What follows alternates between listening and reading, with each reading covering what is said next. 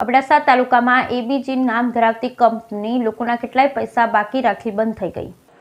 અબડાસા તાલુકામાં આવેલ એબીજી નામ ધરાવતી કંપની લોકોના કેટલાક પૈસા બાકી રાખી બંધ થઈ ગઈ છે। મજૂર વર્ગથી લઈ મોટા કોન્ટ્રાક્ટર સુધીના લોકોના પેમેન્ટ હાલ બાકી છે, જેના કારણે અંદાજિત 15 જેટલા ગામડાઓના લોકો એબીજી ગેટ પાસે ભેગા થયા। અનેક રાજકારણીઓએ સ્થાનિક લોકોએ લેખિત રજૂઆત કરી છતાં આજ દિન સુધી પેમેન્ટ ચૂકવણું કરવામાં આવેલ નથી। સ્થાનિક લોકોનું એવું કહેવું છે અત્યારે જે કંપની ચાલુ રહી છે એમાં સ્થાનિક લોકોની ભરતી થાય અને અગાઉ બાકી રહેલ પેમેન્ટ ચૂકવણું કરવામાં આવે।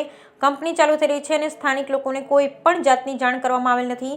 સરકારી નિયમ અનુસાર 80% સ્થાનિક લોકોની ભરતી થાય અને આ વિસ્તારના લોકો જે જમીન આપી છે એમનું એવું કહેવું છે કે અમે જ્યાં જમીન આપી છે તેથી કરી સ્થાનિક લોકોને રોજીરોટી મળે। Bureau report Rameshbhai Bhanushali. ચાલુ આ સિમેન્ટ ઉદ્યોગ ચાલુ થયો ત્યારે એબીજી કંપનીએ આ જમીન ખરીદી। જમીન ઘણા લોકોની છે, 12 ગામ છે અહીંયા આજુબાજુ, બાકી તો અલગ અલગ છે, એ તો અલગ વાત છે। જે મજૂરોને મજૂરી કે લોડર કે જીસીબી કે કોન્ટ્રાક્ટર એના વિશે જો આજ વાત કરીએ તો અત્યારે નિર્મા સિમેન્ટે કંપની ખરીદી છે।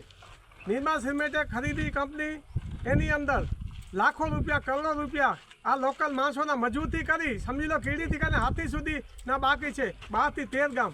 એના સિવાય પણ ઘણા નાસર સુધી ઘણા લોકો અહીંયા મજૂર કામ માટે જેને જેવી શક્તિ ભરેલા હોય તો સુપરવાઇઝર તરીકે, મજૂર તરીકે પણ એક પણ વિશ્વાસમાં લીધા વિના એ કંપનીએ આજ સુધી કોઈ આગેવાનોને કે સરપંચને બોલાવી અને મિટિંગ કરેલ નથી। મિટિંગ કરેલ નથી એ ઠીક છે, પેમેન્ટ જે બાકી છે પેમેન્ટ માટે એક જવાબદાર માણસ અહીંયા હાજર થતો નથી અને ઓલા ઉપર જાઓ, ઓલા કે કોર્ટમાં જાઓ અને કામની શરૂઆત ચાલુ કરવાની એમની નીતિ છે। માટે અમે હજી સુધી શાંતિથી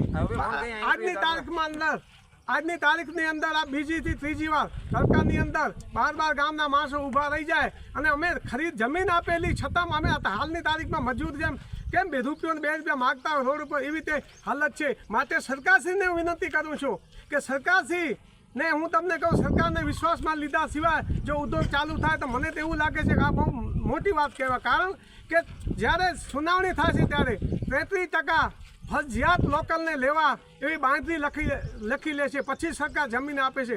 તો હું વિનંતી કરું છું ઉદ્યોગ મંત્રીશ્રીને, કલેક્ટર સાહેબને